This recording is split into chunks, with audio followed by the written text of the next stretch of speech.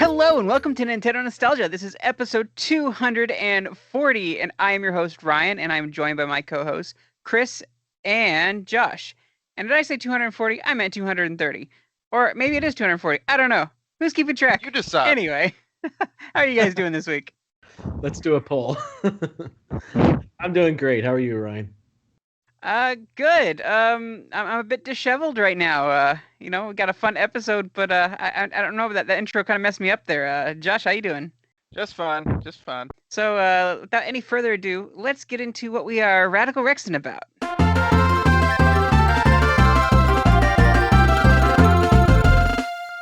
Okay, guys, what you got for us? Chris, kick us off. Well, it has been an awesome few days.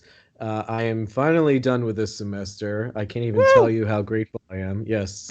So I can finally play games. I've been meaning to for ages, and then something else comes up. So now nothing's come up, thankfully. We'll see how long that lasts, and I've just been playing some games. So let's see. I've been playing a little bit of SpongeBob, which has hooked me, surprisingly. It is not super polished, but it is a great fan service, and it's just amazing to see like all of these little details that they added into the game, like all the locations and like these inside jokes and these little, little fun details that the game or that the show has. So that. And just seeing some friends and stuff. What else have I been playing? I did finally get around to playing, what's it called? Undertale. Finally. So when I was recording with Jacob last week, he's like, you really should play Undertale. I think that like checks off all the boxes that you're looking for like a good summer game.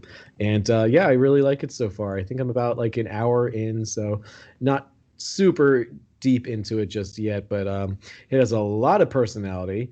And I have to like play it in like bits and pieces because there's just so much personality. It's kind of like it's just overloaded with charm, and I'm still kind of understanding what kind of game it is and how I play it and all this stuff. So yeah, but it's been very fun and interesting so far, and I look forward to seeing what else it has within it. I think that's it. Yeah. Have you killed anything yet? I mean, like a frog and this cute little bug. I forgot what it's called, but it's like a shy bug, and I'm just like, oh, I don't want to hurt you. But I don't understand like the fighting mechanics. Like it looks like an RPG and like kind of like Pokemon and stuff, but it's like you have all these options and they're like sarcastic or I don't know. I'm still processing what kind of game this is. I don't get it just yet. So if you have any tips, feel free to let me know. Oh, I think all my tips would be spoilers, so I'll have to keep mum on that one. So should I just play and explore? Is that like the best way to get used to the game? Yeah. If I could jump in, sure, go for it. I would almost recommend, at least what I've been doing, even though my playthroughs are like years spread out now. Play through it without like any knowledge of anything and just do it how you want to do it. Mm-hmm. And then once you're done, you might want to go and be like, look more into, hey, what's some of the cool different endings and things I can get, or how do I get this to happen without going into too big of details. Because I'm on my second playthrough now after just winging it the first time through, and I was like, it wasn't very sad. Well, the game was satisfying, but the ending was like, well, that kind of whatever. But then I found out there's ways to get different endings, long story short, without getting too far into it. So there's just different ways to play. I'm trying to like select each option that's like true to me. Like I'm trying to not be like overthink it, and then maybe when I play the next time I'll try to like make a different decision. Like one of the things I decided is just like I don't remember what the goat's name is, like the goat lady or whatever she is. She's just like, hey, do you want me to make you something with like cinnamon and butterscotch? Which one would you prefer? And I'm just like, I mean both, but I guess butterscotch if I had to choose one. I had to like think about that for like 5 straight minutes. Like, which one do I like more? So I guess I'm gonna end up with the butterscotch ending. So let's find out what happens with that. Okay. Well, if that's what you want to expect, go ahead. You never know. I don't Just really let me know when you get to Temi.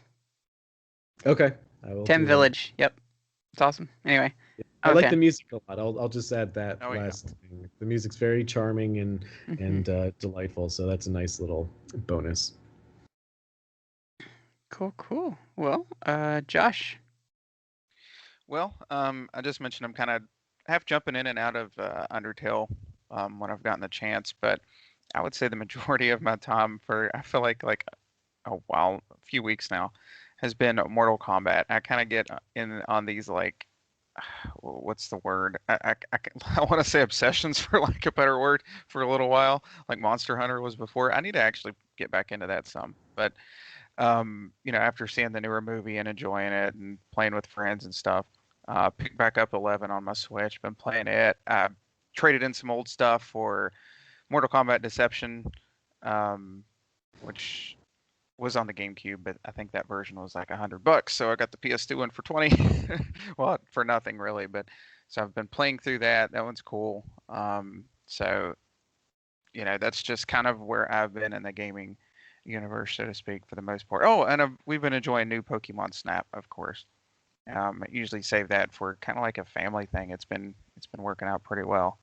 Mm-hmm. So yeah, I'm hoping to actually possibly be trying to get my hands on one of those printers. I know it's expensive, but long story short, I might be making back some of the money from the game, and I might put it towards the printer. So, yeah, that's what I'm thinking about doing. I've kind of got like a little scrapbook. I've got a bunch of like Club Nintendo stuff and pictures and signatures and all this sort of thing. I was like, I got to find a place for this because it's just been sitting on shelves for like years now. And I just have nowhere to put it. So I'm like, maybe I should get like a scrapbook or something. So that's kind of what I'm doing right now, and just keeping it all in there. So it's better displayed in a book than it is just like stacked on a bookshelf with a bunch of junk that like I can't figure out what to do with it. So yeah, that's kind of been what I've been working on. But other than that, I guess I was actually trying to look into some possible new skills to learn and things. I've been trying to write some for the Nintendo Village, and been looking at maybe possible classes for that in different directions or what have you. Still don't know for sure what I want to do, but I'm looking. I'm hoping to do something a little more, wherever that may go. But yeah, that's about it. I won't jabber too long. No, that's a good first step. That's great. Definitely. As far as me, I was going to actually come on this episode and be like, really, GameStop is awful, and because I had a bad experience with the pre-order, but I did get it earlier than expected, so I'm not going to be too hard on GameStop. But I didn't get Pokemon Snap on release day. I didn't get it for a while after, actually, but I am playing it now. It was supposed to come in, I think it was estimated to come in like the 10th. So like as of this recording, it was like yesterday. So I did get it before that. I think I got it like the 6th. And so I've been playing it and having some fun with it. And it's not bad. It's kind of a light Radical Rex. I've been taking it one step at a time. Just kind of playing through here, there, like not really hardcore going into it. And it's a pretty casual game anyway, so I feel like it's not a bad like pace to go about it. I haven't even gone past the first level. I've just been leveling up that first level. The first area just got to 3, and then I'll go through and I'll level up the other areas, and eventually I'll start branching out and taking pictures of other Pokemon. But having a good time so far. And other than that, I've almost finished up with the pin mastering in World Ends With You. I've got just one pin left. Once I've mastered that, then I'm probably gonna take a break from it. Maybe just before the new game comes out, I'll be trying to like max out some stats and stuff. But really, the pin mastery was kind of the big thing that I wanted to like get out of the game.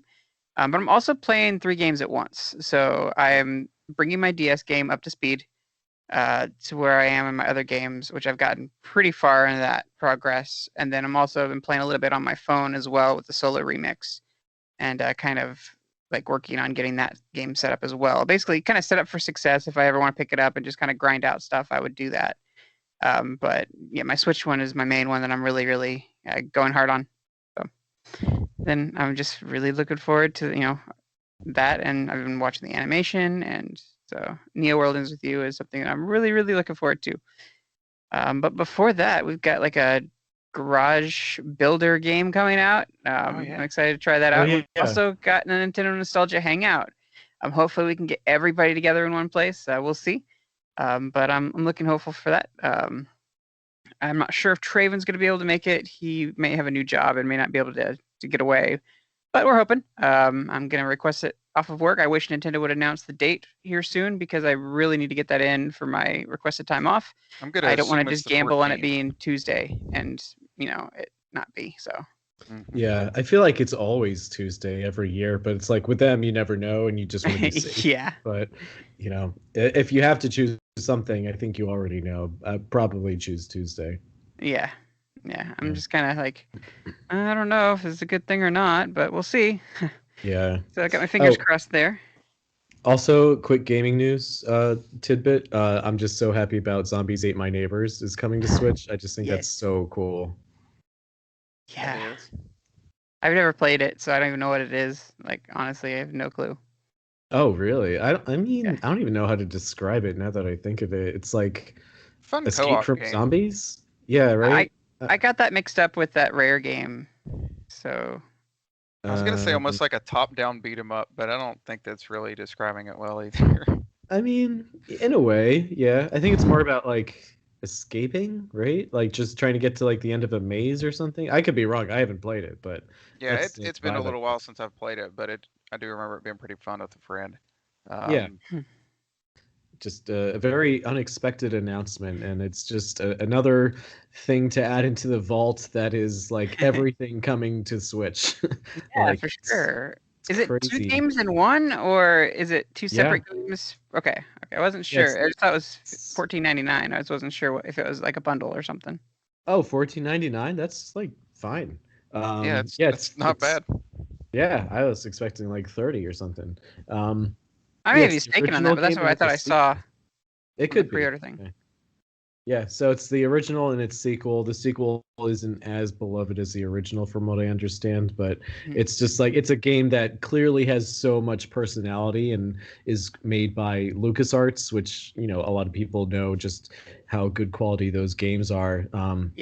So it's just really nice to have this title be on this generation and not be like lost in the past. So it's a very unexpected and delightful announcement. Yeah, very much so. I guess the other thing that I'm radical Rexing about, yesterday was a pretty emotionally intense day. A lot of happiness, a lot of happy tears and stuff. My spouse Draco finally got diagnosed with the condition that we've suspected that he's had for years, and doctors couldn't figure out what was going on. No one really knew why. It was just a big question mark, and some doctors even question like sanity and like saying, "Oh, there's nothing really wrong. It's just all in your head." That's really hard to deal with, and to finally like meet with the geneticist who kind of is the leading researcher and was actually involved in the Human Genome Project back in '92. They've been helping us out, and they've basically pulled together a team of doctors to work with Draco, and we have the diagnosis now, and it's legit. We're not crazy, it's all, we're all validated, and it was a really cool day. It was a really hard day to hear everything. Now we just got to figure out what type of EDS and then go from there. But it was just such an uplifting day to finally have that mystery lifted and us to be validated and say, hey, you're not crazy. This is actually going on, and these are actually medically traced things. You can actually find genetic markers for it, and we're just on that journey, and it's a journey of figuring out what's going to help manage pain, what's going to help manage the different symptoms and stuff, and also like maybe some surgeries to help improve other things. Like maybe Draco will be able to walk some with braces and the surgery. Once we get the nerve issues, we're exploring the possibility of tethered cord, and then just all the things that involved with that. So just basically any kind of connective tissue could be malfunctioning or not working right. So we're looking into that. But things are looking hopeful that we had that big thing. Like we've had this appointment for over a year now. I think it's been about a year and a half. And they actually canceled the appointment on us, and we just like freaked out. It was like a couple months ago, and we called them. It was like, hey, we really need this appointment. Like, well, we've got another appointment just a month later. I'm like, we'll take it, whatever. Like, we'll make it happen. And it was really awesome. So we got to do that, and things are looking up for us. So good. I'm glad you're getting the help that you guys deserve. That's great. yeah, it's definitely a relief. So yeah, that's what I'm radical Rexing about. Without any further ado, I believe we have some Facebook comments this week. If you want to go ahead and bring those to the table, Chris. So the other day, I made a post just to let you guys know what our topic was today, and just wanted to see what your thoughts would be on our topic, which is our favorite plants found in video games. So we had a few comments.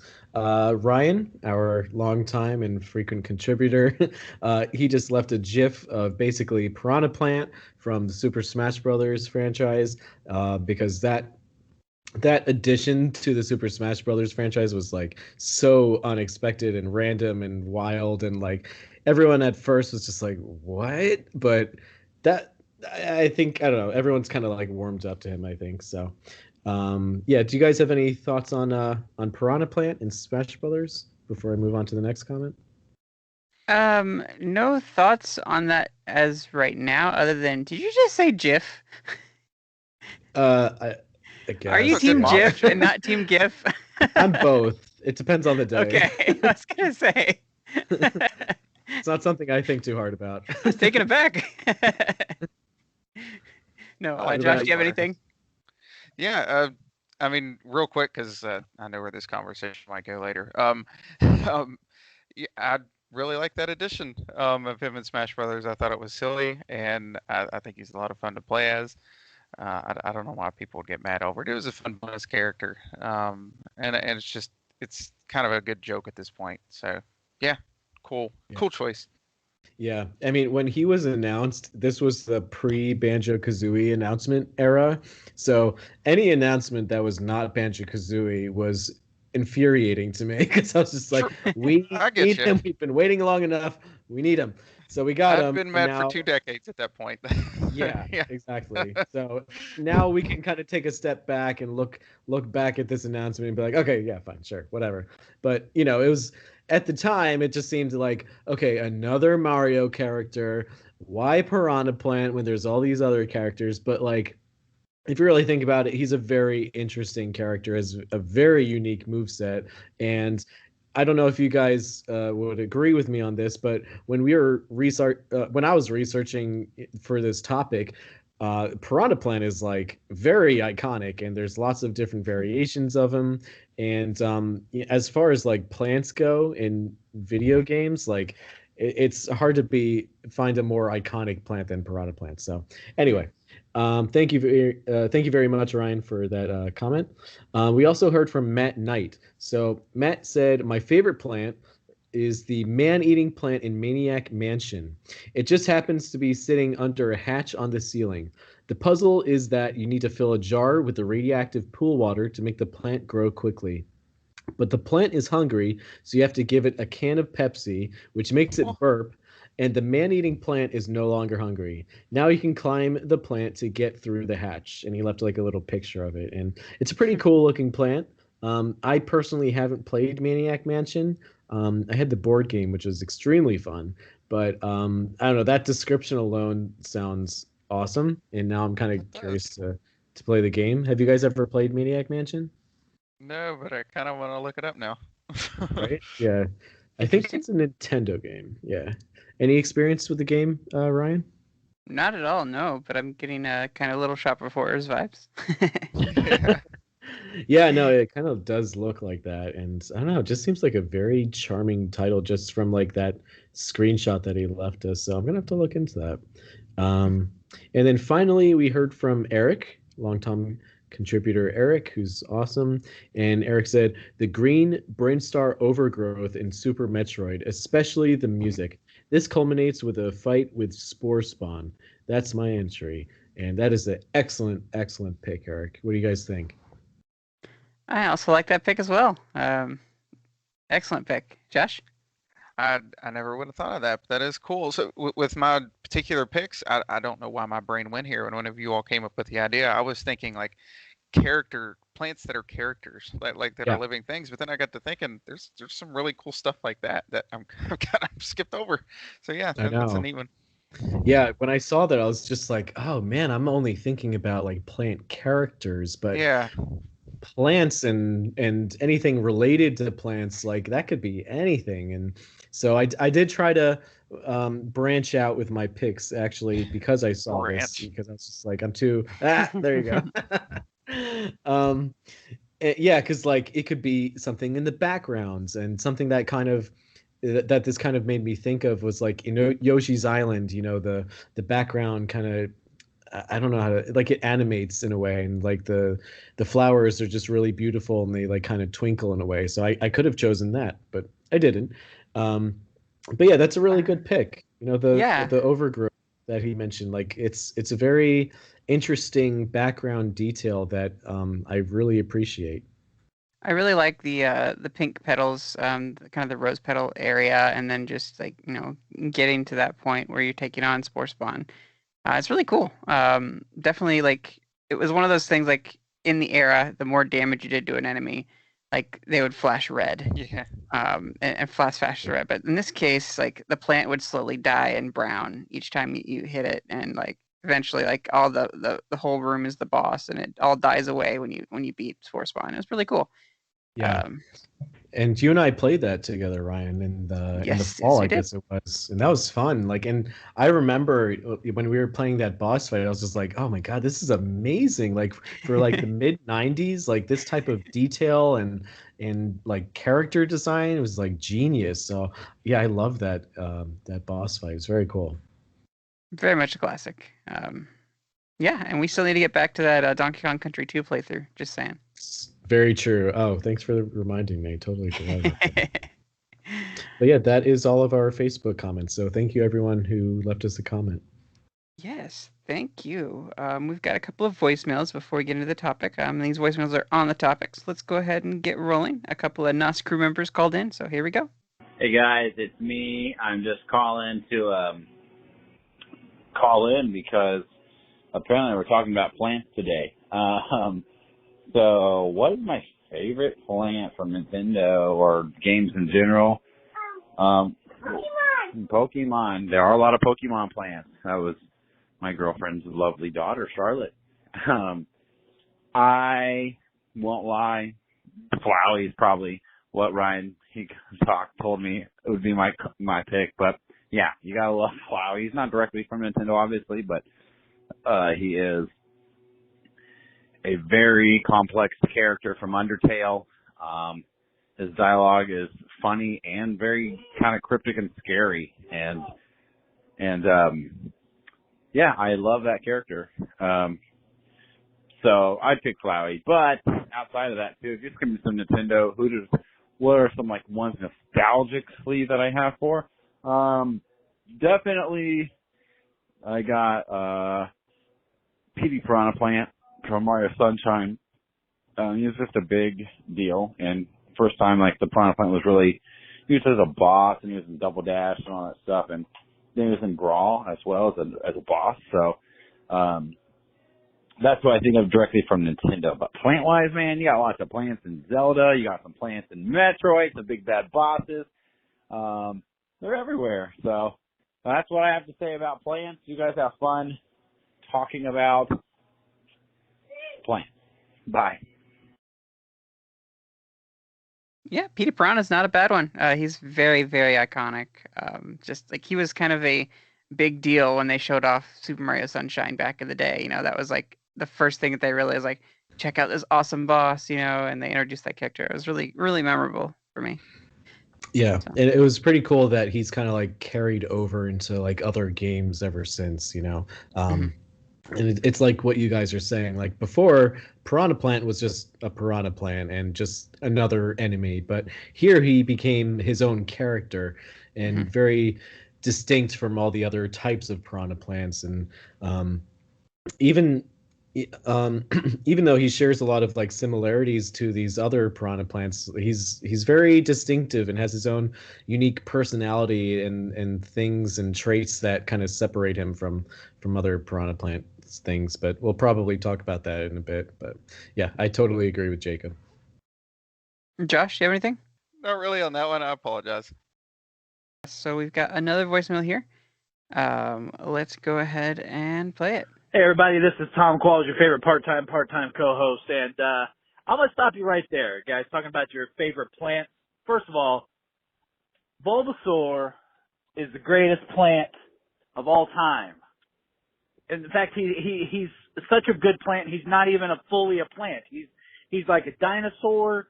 Depending on what artwork you're looking at, he's kind of frog-like. But listen, he's beautiful. He's wonderful. He's number one in the Dex. Okay. Which means he's number one in our hearts. At least he should be. All right. So you want to talk about level 7 Leech Seed? You want to talk about some Vine Whip, or maybe it's level 7 Vine Whip. I don't remember. All I know is that going back to the old days, you're picking Bulbasaur. Wise people pick Bulbasaur. Squirtle, forget about it. Charmander, boo. Everybody's picking Charmander. But Bulbasaur takes a man of culture, a woman of culture, to understand the best plant there is. Anyway, that's all I got to say about Bulbasaur. He's the best. Don't forget it. Bye, guys. We'll see you later. Thank you, Tom. I mean, it's hard to disagree. Bulbasaur is a really charming little Pokemon.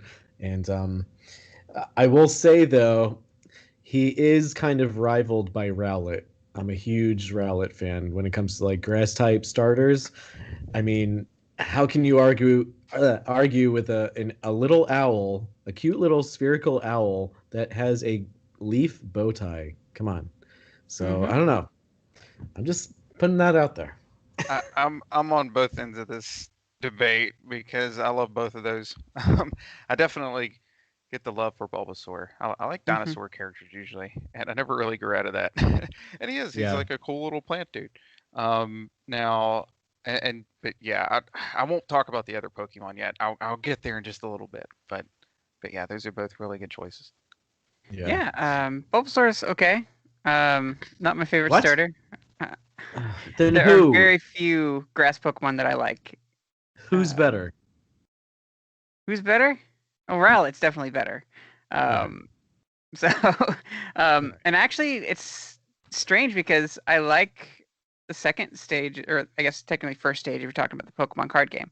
But I really like that middle one for Rowlet as well. Oh, no, oh, true. Because it just like the look, and then also had like kind of the emo flop going on, and like I just like that. So that's true. But like I wish Venusaur was a little bit cooler, because like Bulbasaur's cute, and then Ivysaur's kind of cool, and then Venusaur comes along. It's just like, oh, I didn't ask for this, so I don't know. And like Mega Venusaur and what's the other one? Like Gigantamax Venusaur, they're not much better. I used to be a big fan of Chikorita from Gen 2, but then I saw the show and I saw that like those little beads around its neck are vines, just like the tips of vines, and then they just kind of come out of its neck, and I'm like, oh, this is a nightmare. So I'm gonna stick with Bulbasaur where I can't see those vines. I'm a little more okay with that for some reason. Yeah, I'm not a huge Bulbasaur fan, but there's a lot of charm there. Like I would pick the other two over Bulbasaur, but I do see his merit. I felt like Bulbasaur was very much easy mode. Taking out those first couple gyms. But I also see there are some merits, even though grass is probably the least favorite typing in Pokemon for me. I'm a big fan of ice, so I could tear through those pretty well. And then also my starter fire. So. Well, in the show, I think a lot of the charm for Bulbasaur comes from the show where he was kind of like a little puppy. He's kind of like this little dog that followed you around, but he was a dinosaur that was a plant as well, but kind of acted like a dog. But yeah, he's very cute. One of my favorite Pokemon easily. All right. Well, I think that brings us to the topic of the show. So let's get into what May has brought us after these April showers. Okay, guys. So the other day I was walking my dog, and walking the dog around the house, outside the house, and walking through my quote unquote garden that is now starting to take over the world again. We battle it every year, and it gets really crazy and nightmarish, and poison ivy and sticker bushes and everything. Like it's and bamboo. Like it's hard to tame. And while I was doing this, I had a semi um, parallel inspiration, if you will.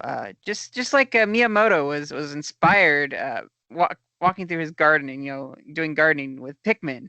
I was suddenly inspired by this evil yard that I have to talk about famous Nintendo plants. And in that fashion, let's go ahead and get into our top 5 plants that we have brought from Nintendo's world.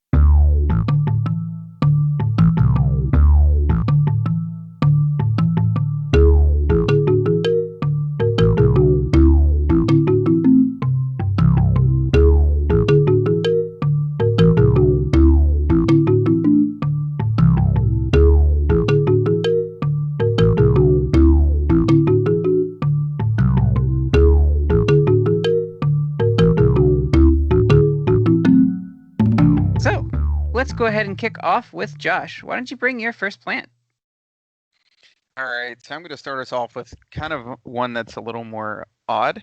That I had to actually look the name up of. I couldn't remember. It is Cactus. I'm pretty sure I'm saying that right. Sounds like a drug. Cactus from Wario Land 4. Who is he's sort of the first boss. I guess you could pick a different direction. He was always my first boss.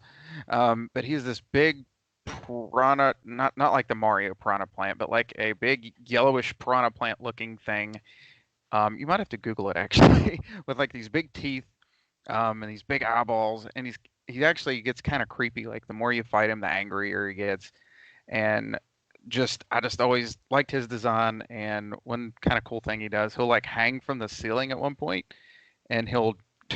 This sounds kind of gross now that I'm talking about it, but he'll like drool, and if it hits you, you turn into like the Wario or zombie Wario, and it's just like kind of to waste your time because there's a time limit on these boss fights. And he just will, while you're stuck in that mode trying to find a light source so you can turn back to normal, he's just floating around laughing at you like from the top of the screen. But I thought that was a great way to sort of get through that first quarter of this really strange but wonderful game. Um, that's one of the bosses from that kind of stick out in my head. Yeah, when we were talking about, different types of plants, because this topic we thought it was going to be pretty easy, but it was kind of difficult in a way. It was hard to really look back at really interesting plants in video games. There's a lot out there. You have to really think hard about it.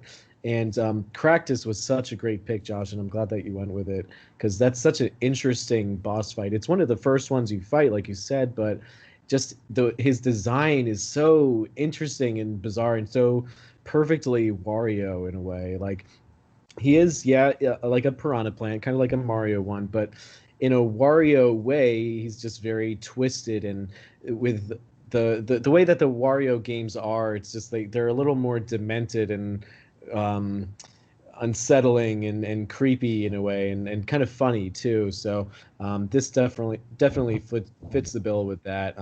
It's kind of like a Venus flytrap in a way with like a sly grin. He's kind of like the Joker of plants in a way. I don't know, but yeah, it was a very very fun boss fight and yeah, very cool character. Yeah, he's very gnarly looking. It's interesting. He's got some depictions of like a cloud or something, kind of like a genie-esque kind of look too. It's interesting, just his design and everything. And it's hard for me to play Game Boy Advance games, and just that era, I didn't like the design. Wow. And the look of the games I liked it a little bit better on my Game Boy Advance SP.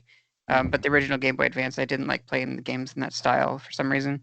And I had a lot of trouble trying even to play the Wario game when I got it in the Ambassador program. I need to go back and play it. I have not been able to do it. It's a little rough on that game or on the Ambassador program version for whatever reason. Like all those games have like ghosting. Like I guess that's what you call it. They just really? didn't do a very good job with the ROMs on those. I'd almost recommend Okay. playing it like in an official way, if you have a Wii U, to download it on there. Right. At least at this point, unless you can pull it out on your Game Boy or Advance or something.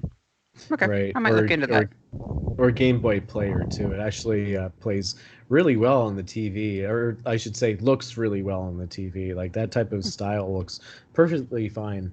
And it is a terrific platformer. Oh It's yeah, great unlike game. anything you've played. Yeah. Lots of personality and great level design, and it's funny too. It's Very unlike anything strange. else. Yeah, In a good and way. it's kind of like an indie game, like an indie take on a Nintendo game, but at the time it was made by Nintendo, which is really interesting. Cool. All right. I think I'm going to go up next, if that's all right, Chris. Yep, totally. Cool. So a couple of my picks were called out by the Facebook listeners and callers. So I'm going to change it up a little bit. I actually had two different plant bosses from Metroid that I was going to pick from. Spore Spawn was my the one I was going to gravitate towards because I had a lot more nostalgia for it. But I think that I've got more of a story and more of a case here for Nettery. Nettery is the plant boss in Metroid Fusion, but he's more than just. It is more than just the boss itself. This plant has overgrown throughout the station, reaching even as far as to the area where you have to fight the nightmare with all of the overgrowth that you have to kind of like shoot away a lot of that plant life. And then just like vines are just growing everywhere. There's like a bunch of bugs and stuff that thrive in that area and that sector. But just like it basically chokes off all of your access points to go to places in the station because it is so overgrown. And it's just basically Spore Spawn on Miracle Grow, essentially, like the way that it expanded throughout the level. But because I'm going to focus a little less on the actual boss fight itself, and more on the effect that it had to the environment. Because of Nettery, the whole experience that you have, the most terrifying experience that makes you scream like a little girl when Samus, the SAX, chases you down and you cannot escape. Like you have to run. You can't like hide.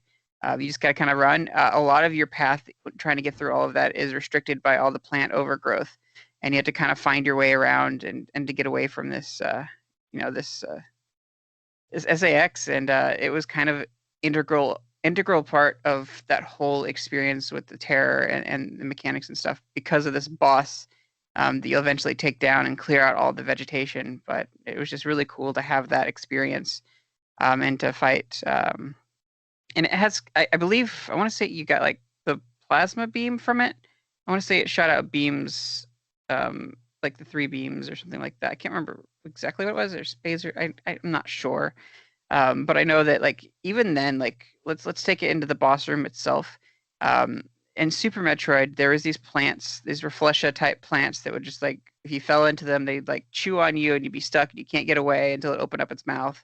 And this is basically what the floor is littered with. And even I believe I want to say, yeah, the floor had those Reflesha type things that you could fall into. So you had to be really careful with your platforming while dodging these projectiles and things that are being sent at you while taking out this plant boss. And it was a very memorable moment and just the whole atmosphere. And it was an atmospheric boss, which was a really cool thing. And there was a lot of that kind of idea with atmosphere and things. It was really cool to see like a boss on such a big scale that was actually affecting other sectors and other areas. So I thought that was really cool. Cool. I I haven't played Metroid Fusion. I own it, but haven't gotten around to it. I know. I'm very ashamed of it. It's like there's like a certain order that I want to play games. Same thing with Zelda. I'm a little behind on Zelda, so I don't have any experience with Fusion yet. And I look forward to it. But from what I have just heard from you, that sounds really interesting, and it's just like a testament about how amazing the Metroid franchise is, and just like how deeply they think about the environment and the characters and all these like different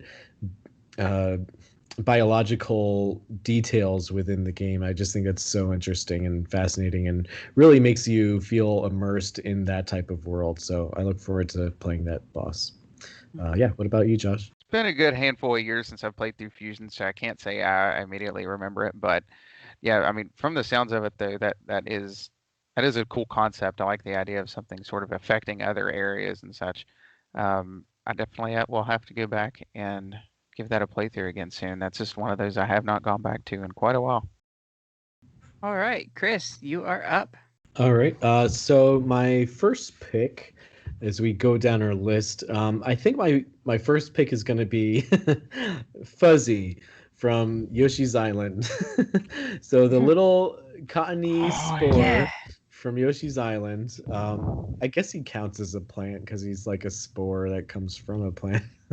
So I love Fuzzy. First of all, it's an adorable little character. It's just like a little fluffy thing with like little hairs coming off of it. But it's kind of the symbol of one of the best levels within Yoshi's Island. And so that level's called Touch Fuzzy Get Dizzy. And so this is a level where you have to avoid these spores, these little fuzzies, because if you do touch them, then Yoshi will start to hallucinate.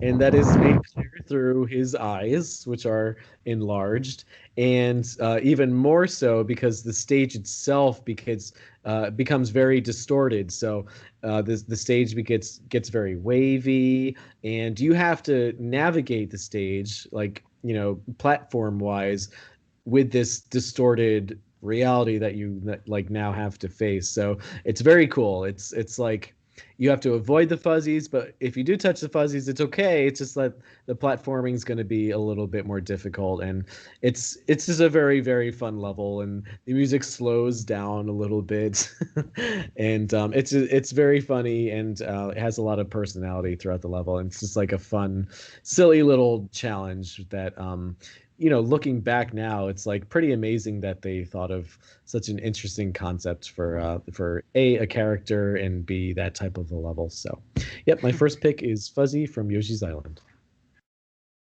Cool. Was are fuzzies the black things with like the two like teeth and kind of crazy look to them? No, it's a very simple design. It's just like a white puff, like a cotton ball, with two little black eyes and then little black hairs coming off of it. Super, super simple. Yeah. Okay. I'm certainly not a big knowledge. I don't have a lot of knowledge for that game. So, yeah. Josh, do you have any knowledge for it? Oh yeah, I remember playing this one as soon as it came out, and not too long ago again actually. And this is one of the fairly early stages, and definitely a memorable one. And I think they pop up in at least one other stage later on. But yeah, if you can eat them, or you can just kind of slam into them. They're all over the place, and the whole level just starts getting all distorted, and you kind of start, the controls get a little weird, things like that. So, at the time, like especially as a kid, that was really funny and kind of stuck out. And it was kind of an effect at the time back in like '94, I think, when it came out. Yeah, looking back now, I'm like, he was totally high as a kite. It's like it's funny as a kid because you see Yoshi looking all weird, and it's like funny because the world's all different, but as an adult you have a new perspective on things and a little bit more context perhaps. But it's also interesting because the fuzzy acts a little bit differently from other characters. So apparently, and I don't remember this at all, but if you eat it, normally when you like poop out a character, it'll be an egg. Yeah.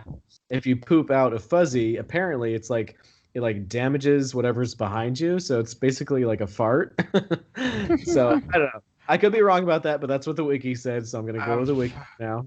I've noticed And it kind of also, just like a poof, but I've never been like close enough to an enemy to try that. I don't think. Maybe I'll have to try to set that scenario up. yes, exactly, same here. Yeah, so I'm gonna have to go back home and try out a little Yoshi fart with a fuzzy. So before the Wario waft was a thing. Yeah, Yoshi came first apparently.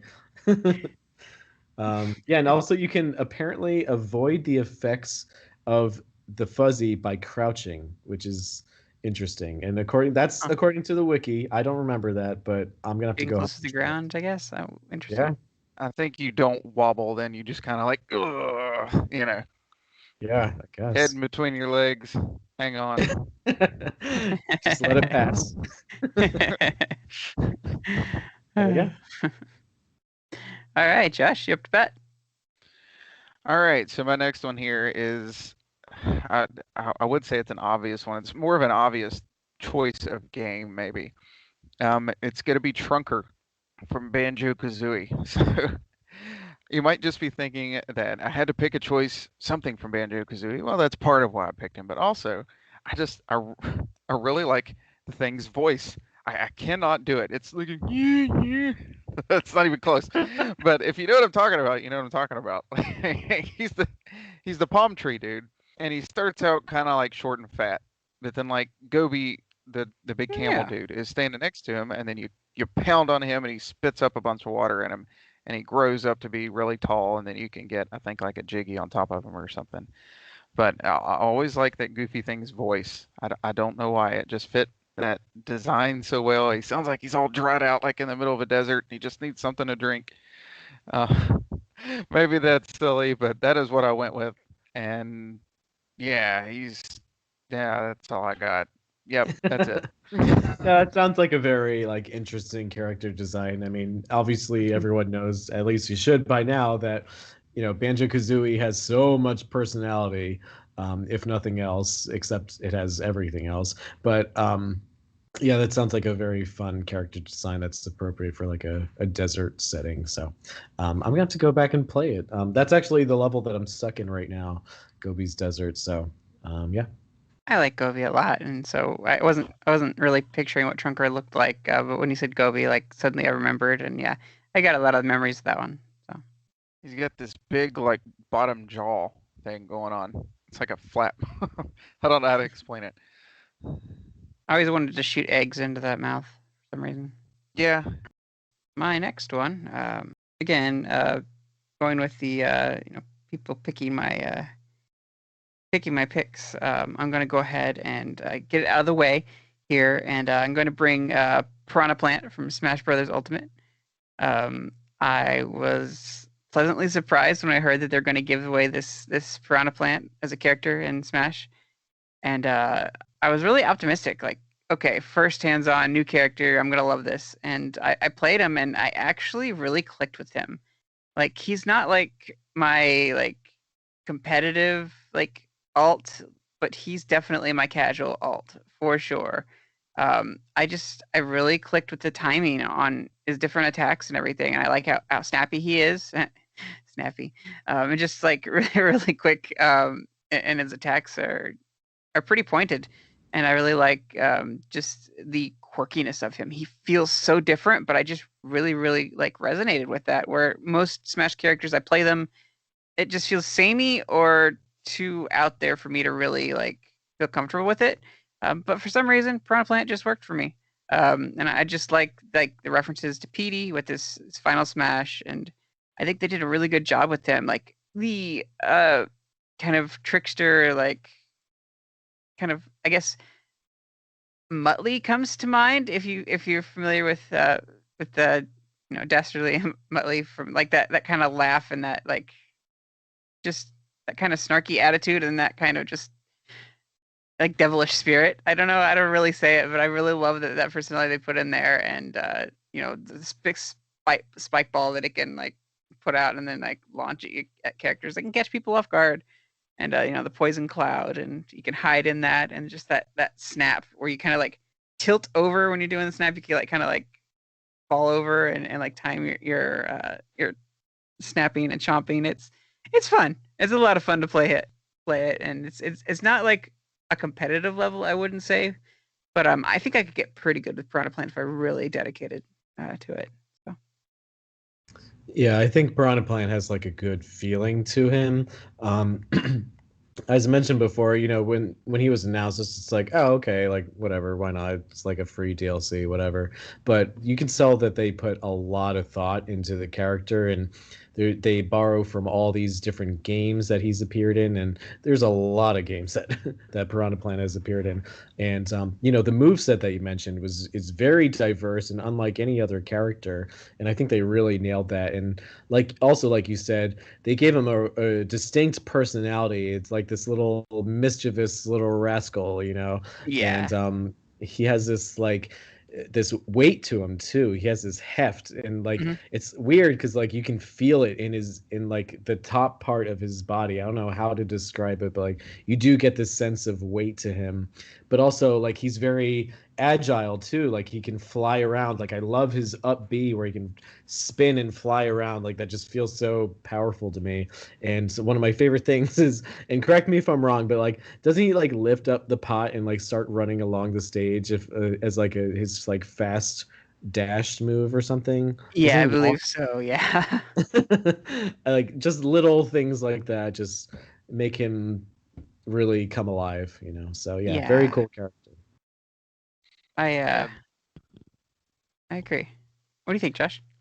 Yeah, there are certain times, especially when he's running, you can see little green feet coming out from under the pipe or the pot. And I think the different collars, if I remember right, I think every other one looks more like a pipe and one looks kind of more like a flower pot. Oh yeah.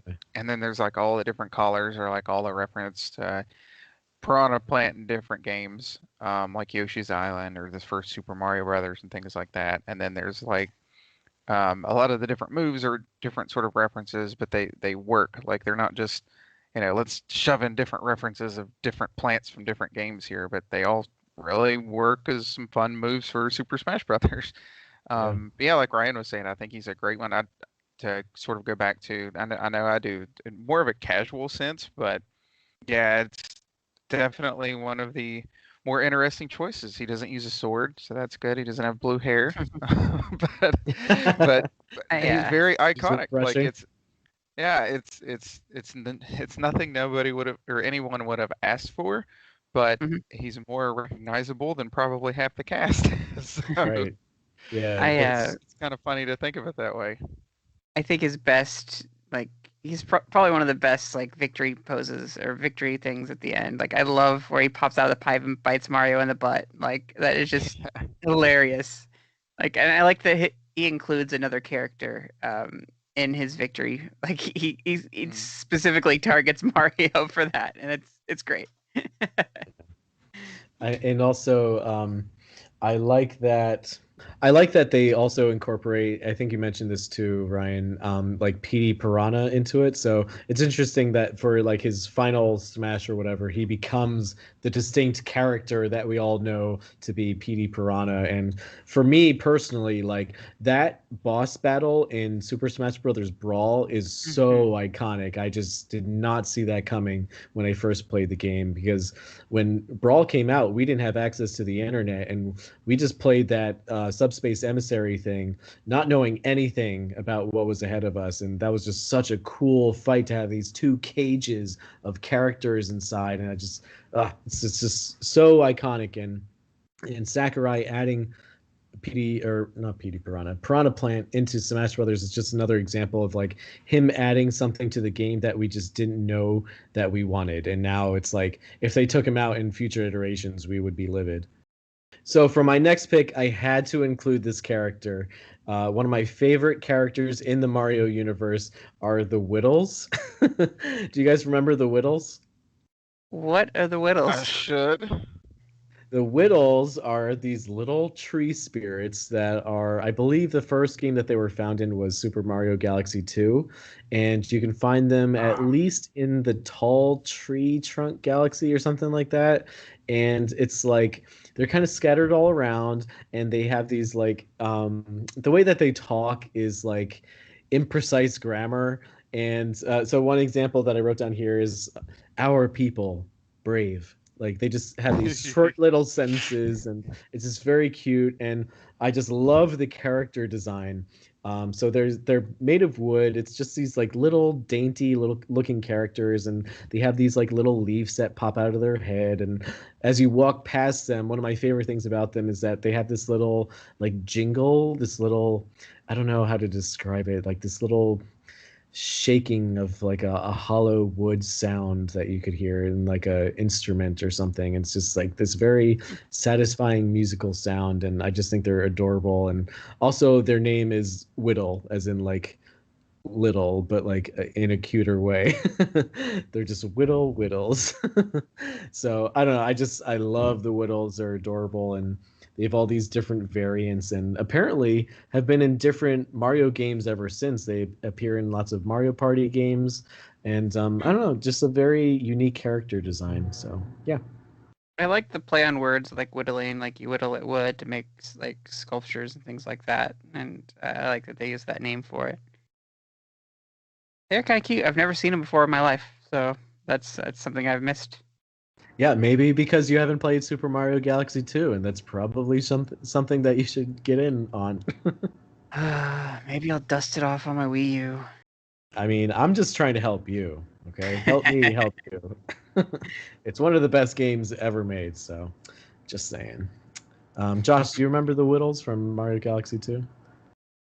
I do. I had to look it up to remember exactly what you're talking about, but yeah, I definitely remember these guys. It looks like they actually have a spirit in Smash Ultimate. I apparently have it because I What? know I have all the spirits, but I don't remember that. I'll have to look. Anyway, maybe they're on the they might actually be on the what is it? The big spaceship thing, Mario Galaxy 2. Sorry, I can't think of the name of it. Oh yeah, But true. they might be sort of part of that. But anyhow, yeah, I remember these little guys. It's definitely a really good choice. One of those that would have took a little bit of digging for me to dig up to that for me to find. Yeah, they're from a great game. I like what you were saying. Their way of speaking is kind of silly. Yeah, I hope to see them pop up again here. I'm just looking to see what all they have been in. They've been in a few Mario parties and things like that, like you said. I do hope to see them back. Good choice. Yeah, thank you. And it's cool, like the way that they talk, even though it's like, well, first of all, it's very cute. It's like imprecise sentences and stuff, but also it's great because I don't like a lot of dialogue in my games, so it just gets the point across. So, like for one of the stages that you find them in, it's like kind of like a rendition of the like Mario slide stage, from Mario 64, except now it's on a tree trunk. So they kind of guide you to get to that point by their like very simple sentences, and you have to deal with like a lot of dialogue in that way. So that I really appreciated, and like I just said, that stage in the game is like one of the best games, or I'm sorry, one of the best stages in that game where you like slide down the tree trunk. I just was not expecting that when I first played the game. It's one of my favorite parts. Very cool. I believe Josh has our next one. Yeah, so this next one is maybe a little more expected. Finally decided to go with this. Somebody had to pick it. I'm going to say Pikmin. If I have to, I feel like I'm saying pick a lot, but if I have to pick one in particular, and it would either be Red or Rock. I like them both for different reasons. Red just because it's like sort of the iconic one. My daughter, when she was a baby, was like one of the first game plushies I got away with, like buying her when she was a kid. She still got it.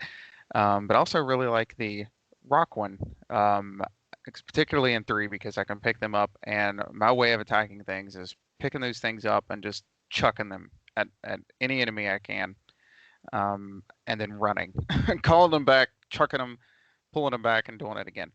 So yeah, what else can you really say? I mean, they're kind of, I guess Pikmin as a whole, I just think are sort of a neat. Well, the games are all fun. All 3. I don't really count the 3DS one, but um, they're Hey. just cute little. They're cute little designs. I like when they pop up in other places, like when I think it was the Wii to Wii U transition. When you'd go to do that, I remember it would show like a bunch of Pikmin going to your Wii, I think on the Mm-hmm. TV or something, and they would pick up like some of your save data and things like that and carry it over to your Wii U. And I think they did that for 3DS as well. And I just always thought little things like that were neat. Mm-hmm. And also if you haven't, you should go back and watch them. The shorts they made, the little cartoons of Pikmin. I think there's 3 of them that I think Miyamoto may have even directed. It's back around when Pikmin 3 first came out. They're all up on YouTube now, so if you haven't seen those, go look those up. Just they all have sort of their own unique little characteristics to them. So I hardly even know what else to say on them. Just if you haven't played a Pikmin game, go check it out. Go check out those little shorts too.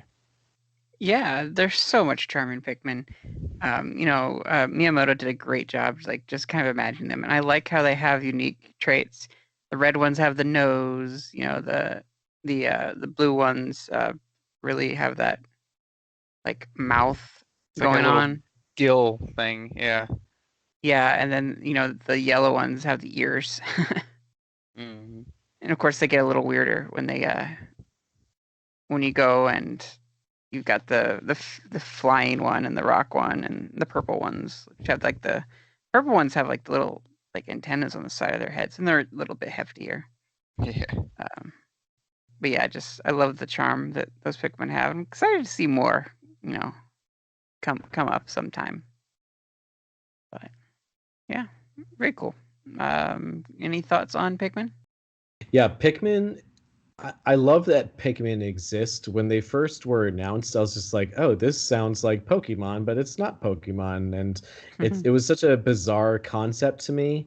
And as a 13-year-old, you don't really understand what a RTS kind of is, but great games, but also awesome character design. You guys kind of touched on this already, but I just love like the different facial features of the different Pikmin. I'm kind of partial to the yellow ones because I kind of find them to be the less creepy ones.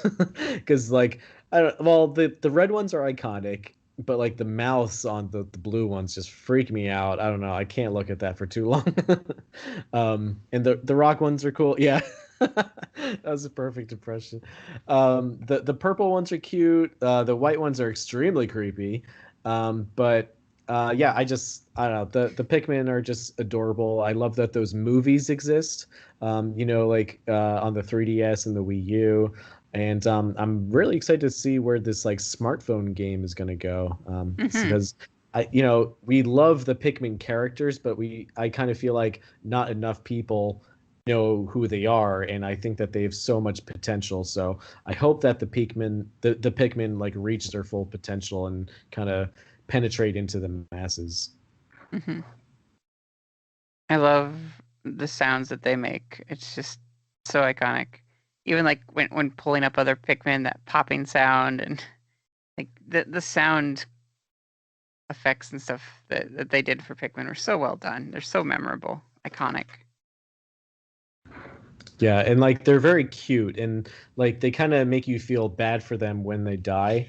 So Definitely. that's part of the strategy, which is really interesting. You don't get that in other games, like to actually feel for the Pikmin and do everything in your power to make sure that they don't die, because like you get this sense of like value to each one that they're just Hmm. not these disposable little guys. Like each one has feelings, so very interesting design.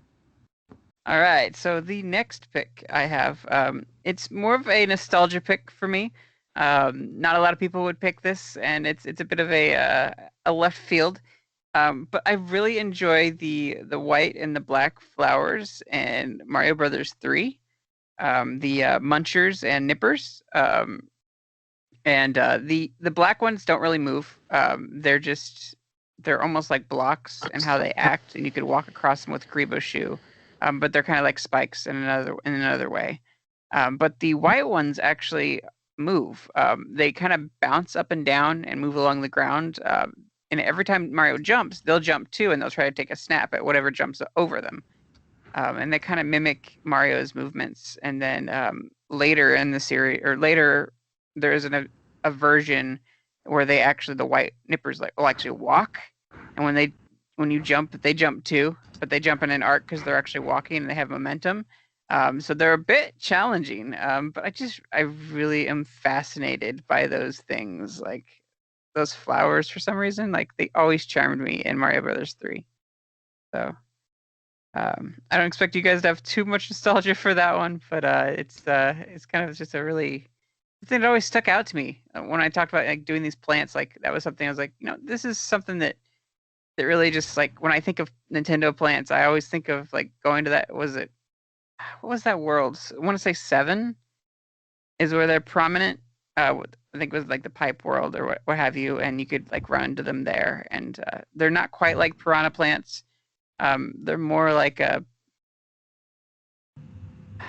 sleeker design, not quite a Pac-Man like mouth, but I'm trying to think how to describe them.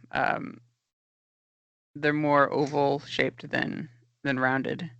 Yeah, they kind of look like clams in a way, like Yeah, a I can see clam that. plants. Yeah. Uh, yeah, no, that's a great pick. They were actually on my list too, but like I don't have too much nostalgia for them. But describing them as like Pac-Man plants is also pretty spot on, Yeah. Ryan. So, yeah, they just have this very unique look to them, and if you don't know who we're talking about, feel free to look it up because I think that it's a character that we kind of don't pay attention to too much, but like we see them so often, and I don't know, they're pretty cute and they have a cool design, and yeah, I don't know, I like them. They're usually found in like big groups. Like they're not really as much like piranha plants. They don't serve as much of a function, but I know I've used them a lot in Mario Maker in particular. That's kind of what I think of when I see them now, even though, I grew up with the older Mario games. Um, just because they're usually sort of all, even in like 3, they're sort of like spammed together. Like there's usually like a group of them, or like you'll need, like in World, you'll need Yoshi to go over top of them. More of an obstacle, I guess, Yeah. than anything. But yeah, they're kind of ever present throughout a lot of the Mario series. You just don't always think of them. Unsung villains? I guess you could say that. All right, our next pick is coming from Chris. So for my next pick, it's also something that comes from the Mario universe. And this is something that I kind of thought about it in the same way that I think of Piranha Plant, where it's this iconic plant that we see over and over and over again, and we don't really think about it too much. So for my next pick, I'm going to choose the flower item from the Mario universe, except more specifically, I want to choose the ice flower. So, we're all used to that fire flower design. It's just so iconic, and even people who don't really play video games would probably understand it to be like some type of Mario thing, It's just like a very simple flower design with like those eyes in the middle and the red rings around it. But for the ice flower in particular, I just think it has a very interesting amount of like characteristics to it. So I'm more partial to like the cloud flower. I just thought that was a really cool addition to Super Mario Galaxy 2. It just kind of opened up like a whole new level of like platforming in a way. But I thought the ice flower, when I really thought about it, was really interesting because it has defense mechanics where you can like freeze an enemy and just have them like be out of your way. You can attack an enemy in a similar way, and also like use a frozen enemy to attack a different enemy. So I thought that was interesting. And in Mario Galaxy, you can like it like freezes the water underneath you, so now you can like walk on water, and it kind of becomes like this platforming mechanic too. So yeah, I like the flower items throughout the Mario universe, but if I have to really pick one, I think that the ice flower is the most interesting to me. So yeah, what do you guys think? Excellent pick. I really, really like the ice flower. It's a really cool take, kind of definitely an opposite of the fire flower. But I think it was really cool that they did that. And always makes me think of the penguin as well, the penguin suit. Yep.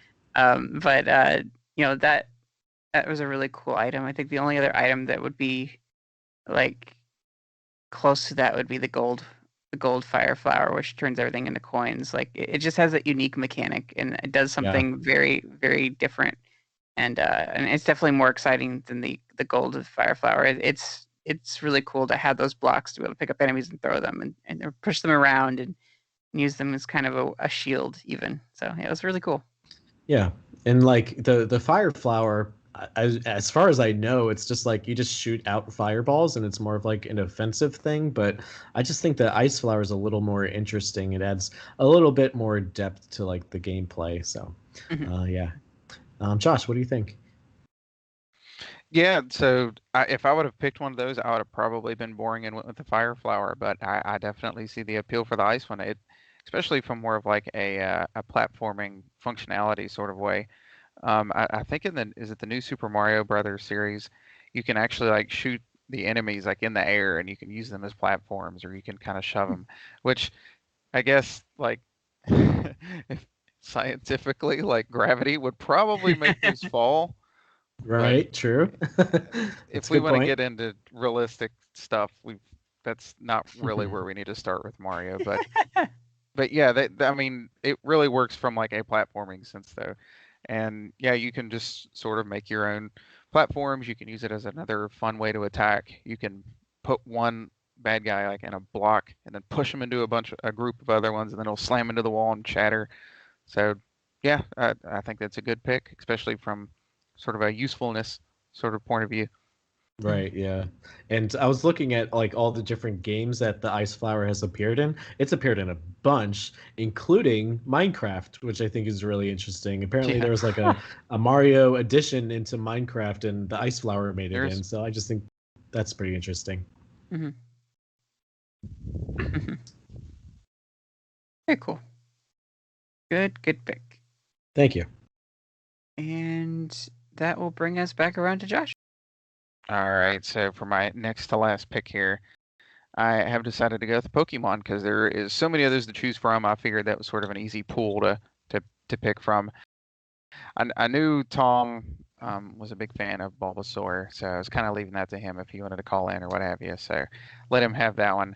I'm not great at picking favorites anyhow, but I decided to go with Decidueye, specifically Decidueye. I love Rowlet, and when he pops up in, is it Arceus Legends, I think is what it's called? I might be saying that name wrong, but anyway, I saw he was one of the starters in that, so I already know I'm going for him again in that one. I picked him in Sun.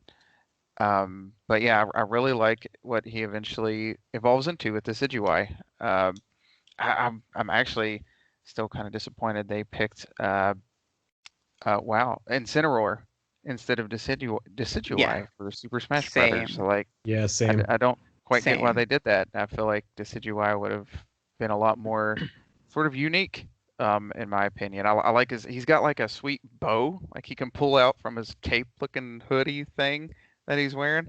Like he looks a little, Green uh, Archer.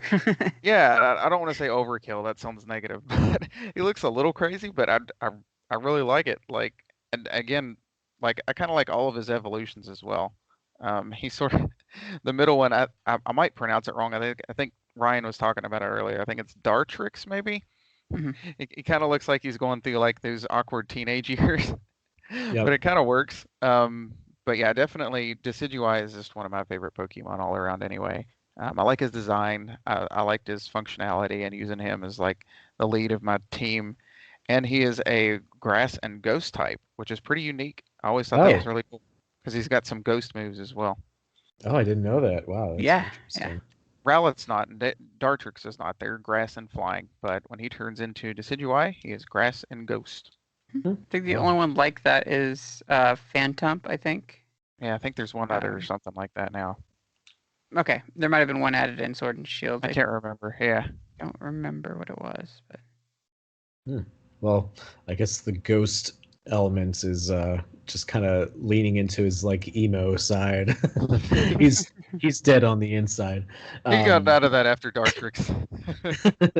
Yeah, he I love that character design too. I mean, like, how could you not? He's just like this, like Robin Hood of Pokemon, and he has like an actual hoodie made out of plants. Yes. Can't beat that. And like being an archer and just like a grass type, and just I don't know, and like owls. Who doesn't love owls? Yeah, awesome Pokemon, and easily one of my favorites. Like easily in my top 5. Really cool Z move too. But yeah, I definitely love that pick for sure. It's one of the only like grass starters that I really enjoy, and one of the few grass Pokemon that I really like. So I definitely am a fan. I like your backhanded compliments. He's probably more owl than he is plant, but he's still got plant in him. I mean, if a normal owl can't like make leaves pop out from its wings, can it? So, he's a plant. Exactly. Yeah, that we had to deliberate with the official advisory board of Nintendo Nostalgia to kind of decide on that one. But I going back to like the Smash Brothers thing, I thought he would be such a perfect pick for Smash, like we all did. But something, I don't know if this helps, justify in what's his name, the other guy, Incineroar, thank you. Fire Garfield. I guess what makes him interesting is that no other character in Smash has like wrestling mechanics involved. So that was their justification for it, which I guess I kind of see, because we do have some characters with like, a bow and arrow and stuff like that. So I guess that was the reasoning. But I also think that Sakurai just really liked Incineroar. So I don't know. He looks pretty cool, but not as cool as Decidueye, in my opinion. But we like him, so who cares? All right. My next pick is from Mario's goofy arch enemy.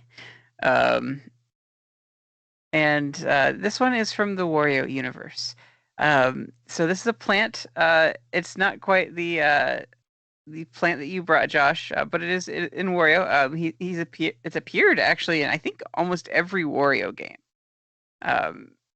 It's a central theme. It is like the mushroom to Mario is what this item is to Wario, and that is garlic. That's right, straight up garlic. The plant that sustains him, the plant that makes him super smelly and restores life to him, restores health to him, takes him from small Wario to big Wario. Just kind of gross when you think about it, but like he eats just cloves of garlic by the handful and enjoys every minute of it. And if he gets a particularly potent, rancid, like clove of garlic, he can actually become a superhero with Wario Man, And as shown in the Wario games and also in Smash Brothers, I believe he eats it for his final smash when he transforms, and quite the charm, and kind of what fuels his Wario wafts of explosive fame. And I wanted to kind of highlight that. Like I'm a sucker for anything with garlic in it, like garlic bread, yeah, Texas toast, like with that, yeah, give me all the garlic, like garlic in spaghetti, garlic on pizza, like give me all of the garlic. So flavorful, and I don't blame Wario for liking that stuff, though I don't want to stand next to him after he eats all of that. So, or behind him, or maybe a mile away from him. But yeah, it's just so cool that like they use that as his power up. It's kind of a contrast to the mushroom. What does Mario like on his pizza? Mushroom. What does Wario like on his pizza? All the garlic, every bit. Yep. It's such a very, very cool, little detail that they add to Wario liking garlic, because, a lot of other like vegetables, or I don't know what category garlic falls under. I know it's like, it's an addition to things, but I don't know. I'll just say it's a vegetable. It's it makes everything taste amazing, in my opinion. Apparently there are people who just don't like garlic, and I think they're insane. Why? And How? yeah, I'll never understand it, but it really adds Vampires. to the it adds to the personality that Wario has. They're trying to develop him as this like foul and greedy kind of guy, and I don't know, I keep getting shunned for like liking garlic things, because it's like, oh, like you're gonna smell and your breath is gonna be bad. I'm like, I don't care. Like anything with garlic tastes amazing, so you're just gonna have to deal with it. And the more I learn about Wario, the more I learn that I have a lot in common with him, unfortunately. So it makes him like it disqualifies him from being like unlovable to me to being very lovable and unfortunately very relatable. But yeah. garlic has become very iconic in Wario, and I just think that's such a very Nintendo thing. Like no other company could pull off such a little iconic icon that garlic seems to be in the Wario universe. You won't see me turn down Fazoli's breadsticks because of the garlic content. So. Same. You'll see me fight you for them. When you come to visit, I'll be sure to buy you. Y'all are lucky. All the Fazoli's in my area are gone. Oh no! That's just one of the downsides to West Virginia. All the Fazoli's here are gone. I can pick up breadsticks and bring them to the E3 hangout. How about that? Yeah. Deal. I miss them. Not got all of our listeners hungry. You're welcome. Hopefully there's a Fazoli's in your area. All right. Did you have anything you want to weigh in on that garlic there? Gosh. I mean, yeah, I do love garlic. I think we all do here. Yeah, it's one of those things that I'm married myself, and if it makes me stink, it makes me stink. It's just it is what it is. So it's terrible if face masks. Yeah. Well, yeah. Don't eat some and put on your mask and then burp. You're just gonna have to take the mask off or something. Just don't do that to yourself. But yeah, I don't even know what else to add to that. But Wario has good taste. Most of the time, I guess, with the garlic side of things, anyway. Wario is my spirit animal. All right, Chris, what you got for us next? So for my next pick, I was kind of hoping to not go with this one. I just felt like it was kind of like a cheap, easy grab, but like it's such an iconic character that I would not be doing this topic justice by not including them. So what I will say is that the other boss that was in the running for this topic was Kaladimos from Wind Waker. That like really beautiful plant in the Wind Waker that is I don't know. I guess it has like all these vines and spines, and it's a pretty interesting boss fight. But it's very similar to the boss that I'm about to mention, and I think that this boss edges it out by all these extra little details that it has. So my next pick is Flagra from Metroid Prime. And I'm just very nostalgic for this boss fight. It was one of my first boss fights growing up, and it's just one that, like, once you find yourself in that battle, you'll just never forget it because it's just so unique looking, and it has this like sense of grand scale-ness. I'm not describing it very well, but it's just like this really intense boss fight. And so Flagra is basically this like mutant alien plant that apparently was like something that was just like a regular plant and kind of like a sacred one to the people that inhabit Talon 4, that planet. And it's found as like a centerpiece in this really cool area called the Sun Chamber. And apparently it got like mutated because of Phazon, which is like this type of element found across the Metroid Prime game. And like because of that mutation, it started to poison the water. And so you could tell that the Sun Chamber became ruins over time because it was such a toxic area. And when you first encounter this boss, it's just so massive and epic. And it's just like, oh my God, how am I going to beat this thing? It's so huge. And it has a very cool design. First of all, its face is terrifying and it has these like massive scythe hands that move very fast. But I just thought it was really interesting because it has these like four, I don't know, reflective sundials on different areas of the room, and those give Flagra energy. And so it's your job to kind of knock those up to like prevent him from getting any more energy, and then you just go into like a morph ball form and then like bomb the like roots part of the boss. So it's just like this boss fight that I'll never forget with like this character that is just so I'll just unforgettable. Really, I'll never forget Flagra. And when the boss fight's over with, you're awarded with the Varia suit, which is probably the most iconic suit in the Metroid series. Mm-hmm. So yeah. What do you guys think about Flagra? I actually almost picked this one. I was thinking back to, in particular, there's a few bosses. You mentioned one of Wind Waker. I think there's one in Twilight Princess that's like a big plant that I always liked. But Right. yeah, Flagra from that game is definitely one that stood out, and sort of remembering the poison and then getting the Varia suit after that. So yeah, good pick. I was just a little short from making it on my list.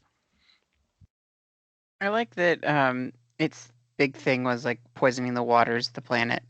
And it's crazy because it was like the Chozo picked it to be kind of like their centerpiece, like setting and with all the sundials and stuff. But because it was corrupted by the Phazon, it became this monstrous thing. And I really like that. Like I'm a fan of like the design of Scyther from Pokemon. It kind of gives you Yeah. that idea, like it's kind of like a bug and a plant combined. It's got kind of like the bug-looking eyes, but it's quite a really cool boss fight. They did a really good job with it, and I just always think of like the music and just like the mechanics and stuff. It was a lot of fun. It was Yeah. definitely iconic for the series. Yeah. And it's like, it's one of the first bosses that you encounter and just really sets the tone for the rest of the game.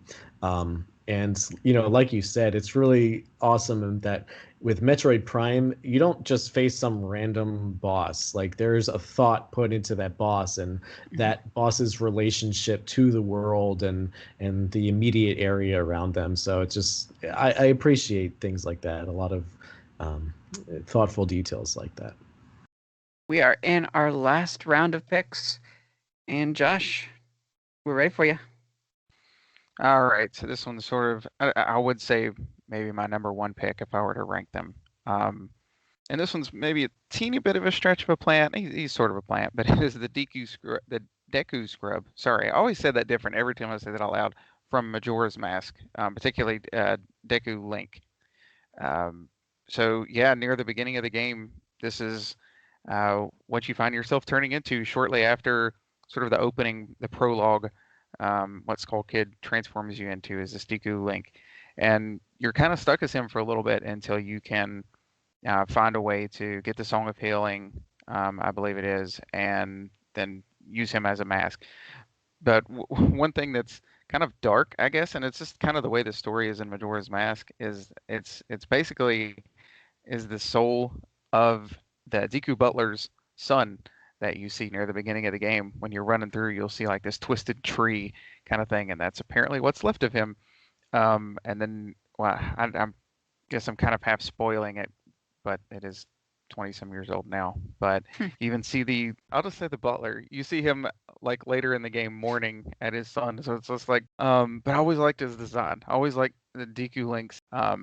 Just sort of a short little cute character with that big long green hat, but also like where he can shoot those whatever it is out of his nose mouth thing. That kind of reminds me of Birdo now that I mention it. Now I don't like it as well. No, I always, yeah, I always liked his design. Always kind of liked playing as him in Majora's Mask. Like even though your goal near the beginning of the game was to sort of get rid of that form, I sort of like going back to it, along with the other ones as well. I really like that. You always reminded me of Cubert and how like when he bounces on the water and things like that. Just that kind of idea. But also like it's quite terrifying when you transform, like go from the mask into it, like with those transformation scenes look painful almost for Link, and it's really cool to see that. Like Link is screaming. Obviously, it probably is not comfortable, but it's kind of cool. They did that kind of darker tone, but he's a very very cool character. Actually, to be one of those 23 is number one type character from as Link becoming that. So. Yeah, so my very first Zelda game was Majora's Mask, and so that opening scene and all the things that you just described, that was my very first exposure to Zelda, and that was why I am a little bit off of the Zelda bandwagon at the moment. I'm trying to get back into it. I greatly appreciate the Zelda games, but starting with Majora's Mask kind of left a sour taste in my mouth. But I love the design of the Deku Scrub. Like it's really cute, but has this like dark, mysterious tone to it, and it's like a little bit disturbing. And I like that. It has like a Tim Burton-esque kind of feel to the character. And yeah, I mean, you guys said all my other points, so I'll just leave it at that. But great pick. It's a little sad, but like it is one of those things, especially looking back at the artwork and stuff for it, that I guess definitely gets at my own nostalgia from that time period. So yeah, definitely sticking with that one. Great pick. Definitely a great pick. All right, my final pick is kind of a big one. It's I believe the term is wicked awesome. So if any of you have ever played Kid Icarus Uprising, you'll know what I'm talking about here. If you've played Smash Brothers, you'll probably know what this is too. There's actually a stage that depicts this moment. But there is a character that is all about like nature. It's like a nature goddess called Verity, and she is able to make these seeds that are essentially able to restore a planet to its original state, like natural state with all of the plants and forests and things like that, and kills any other kind of living beings, basically turn the planet back to what it was before animals and you know, humans and things like that occupied the area. Really, really cool idea. But this reset bomb is what it's called. And it was really cool experiencing this in a video game because it was an idea that I had in middle school. I was a middle schooler. I was like, I'm gonna write a book, and like my idea was to take this basically the Earth, you know, got overpopulated and got damaged to a certain point with pollution and stuff that the Earth just kind of like overgrew, and natural disasters and things happened, and it kind of reset, and a lot of humans were kind of exterminated, but a few survived, and that was kind of like humanity coming back from that was kind of my idea. And so when I got to this moment in Kid Icarus Uprising, it really resonated with me like, wow, I was onto a good idea here because this is an awesome idea in this awesome game. Like I had something good going there. Like I should really like, I'm glad that Nintendo did it because at that point I had given up on my idea of writing a book. But just the idea that that idea lived on in a video game that I very much loved was so cool. And the idea of this giant seed hitting the planet like a meteor and just sprouting up this forest that basically kind of just heals everything back to where it should have been before humanity corrupted it and destroyed it and stuff. And it was used in a bunch of different ways, kind of more of a weapon in some cases, but also I kind of saw where Verity was coming from, and like the dynamic of Palutena and Verity like fighting with each other and stuff like that. Like I just really like that whole thing. Like I'm a big fan of like Floramancers and stuff, so that was pretty much the closest thing in a Nintendo that comes to like a Florimancer, and that reset bomb was so cool, and I'm glad that they just included that, and it looked kind of like a spider web of roots over a surface, kind of like almost not necessarily veiny because that sounds weird, but just I mean, yeah, it did look like kind of like a seed, like I guess sunflower seed ish, or maybe a little bit more round than that, but definitely a cool experience. If you haven't played Kid Icarus Uprising, I 100% like recommend that you play that game. I am praying for a Switch port of the game because please Sakurai make it happen. That would be amazing. That game needs that, especially with the analog, the second analog stick instead of having to use like a circle pad. I don't even know if it even supported the circle pad. But just that different play style would that game needs to be captured in a new light in a modern era. That would be so cool. Anyway. Yeah, I'm really glad that you chose that. When I was going through my list for our topic tonight, I did think of Verity, if that's how you say your name. Mhm. And I'm glad that you went with a reset bomb because I think that has a much more powerful and interesting story than just Verity herself. So I guess Verity is kind of like the goddess of Earth or something like that. And I remember in the game that was around the point where I thought the game was over with, and then it just throws like this whole bombshell at you, like, oh no, there's a whole lot more game left, and it just gets more and more and more epic the more that you play, and that was the point in the game where I'm just like, yo, this is amazing. This is like one of the best games I ever played, and like you said, everyone who has not played this game needs to. I think most of us, if not all of us, chose this as our favorite 3DS game in our 3DS episode, rightly so. And yeah, it is essential playing. And you said it really well. The Reset Bomb has this really interesting story to it, and also it's not just the story that's amazing, it's just how it was told. It was just so grand and incredible. It's such a great gaming experience. And for the 3DS, this was very early on in the 3DS's the lifespan, whatever. The graphics were insane. You can see the reset bomb, which is what, the size of a planet, in the background, and to see that in 3D just gives you this sense of scale as to how massive this is, and like how it really does feel like the end of the world, as you see this thing like plummet to the earth. So it's just like this gaming moment that I'll never forget. So yeah, great pick. Chris, you want to go ahead and finish out with your final topic or your final pick? Sure. So my final pick is probably what everyone was going to choose. So my last pick is Funky Phil from Chibi Robo. So Okay. have you guys played Chibi Robo? No, sadly. Okay, I gotta go. No, I don't want to hear that. You have to play Chibi Robo on GameCube. The DS ones, whatever, they're crap. But the GameCube one is basically Nintendo's version of Toy Story. It is just oozing with personality, and it's so funny and delightful, and it brings you characters like Funky Phil.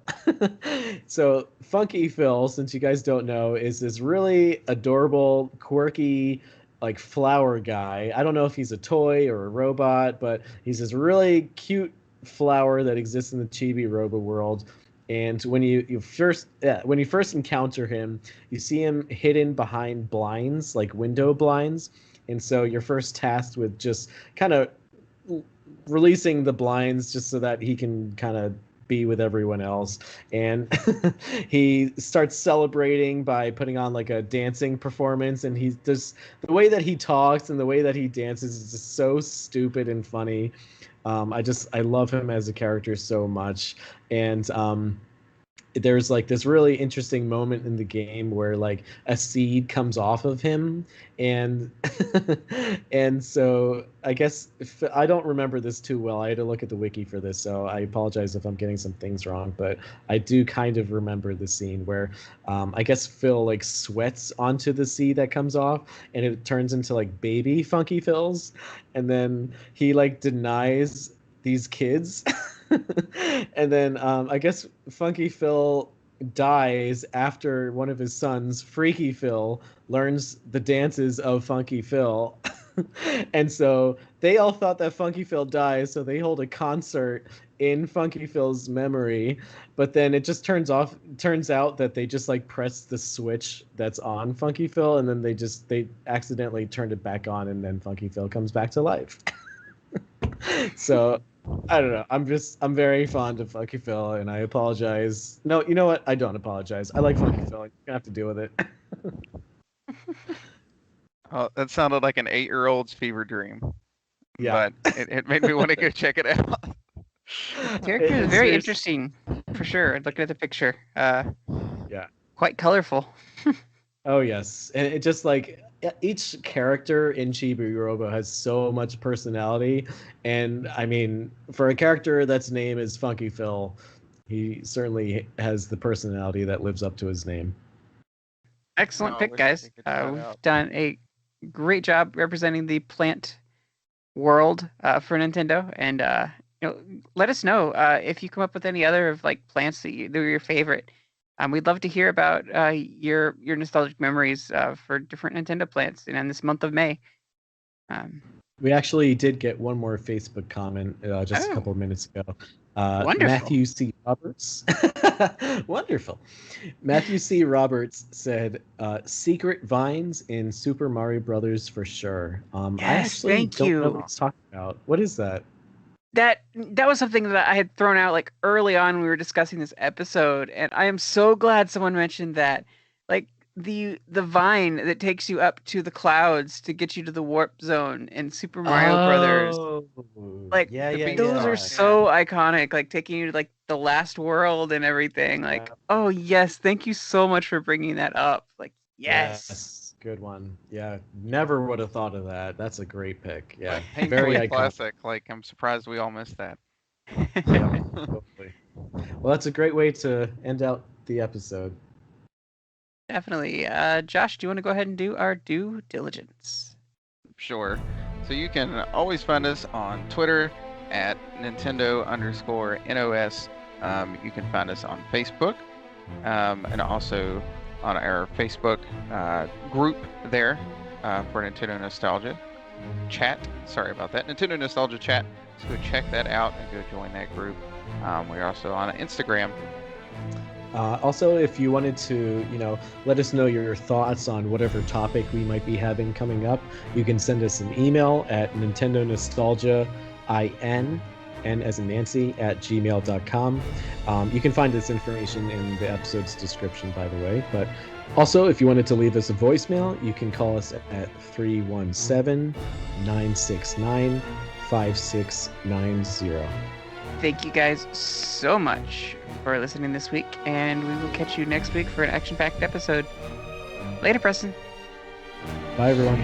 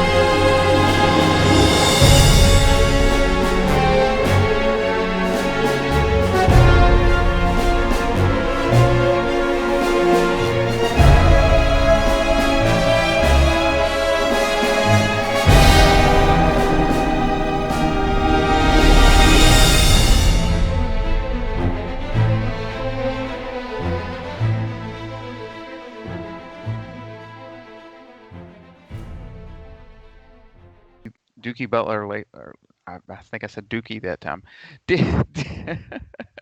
Sure did. Oh gosh. And I thank you for Thank it. you.